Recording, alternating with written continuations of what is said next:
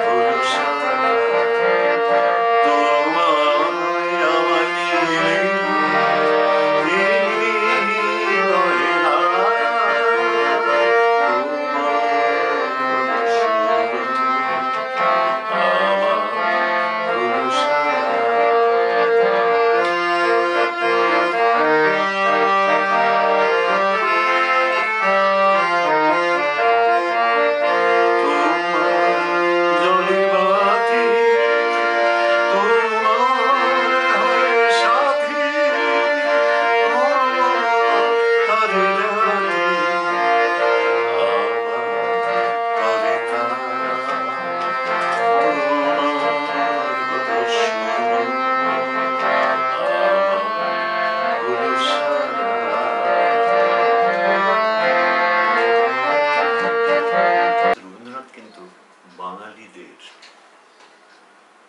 সংস্কৃতি কি জিনিস সেটা নতুন করে নতুন মাত্রায় শিখিয়ে গেছেন। তার আগেও অনেক মনীষী এসছেন, আমি তাদের সম্বন্ধে আমার পূর্ণ ভক্তি এবং শ্রদ্ধা জানিয়ে বলছি। রবীন্দ্রনাথ যেভাবে তার সঙ্গীত, তার উপন্যাস, তার কবিতা, মানে বিভিন্ন পর্যায়ে রবীন্দ্রনাথকে চিন্তা করতে গেলে অনেক বড় করে বলার জায়গা হয়। আর আজকের দিনে রবীন্দ্রনাথ কিন্তু যেমন 150 বছর আগে রবীন্দ্রনাথ ছিলেন তার চেয়ে বেশি হয়েছেন, তো কম হয়নি। এবং আমার ধারণা আমি হয়তো থাকবো না যখন, তখনও রবীন্দ্রনাথ এই চেয়েও আরো বেশি জনপ্রিয় থাকবেন বাঙালিদের ঘরে ঘরে, ভারতবাসীদের ঘরে ঘরে।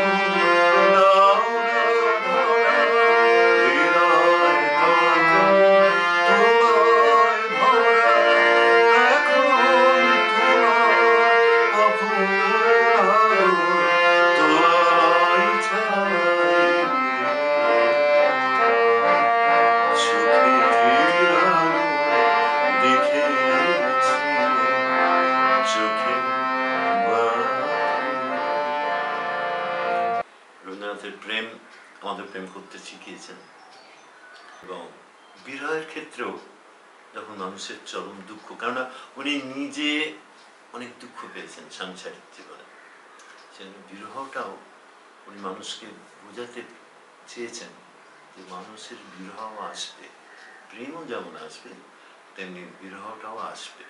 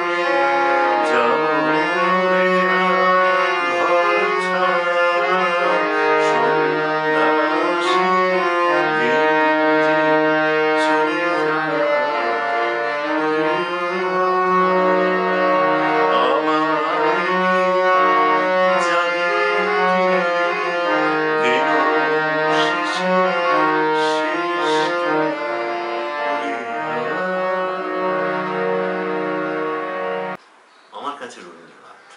নমস্কার।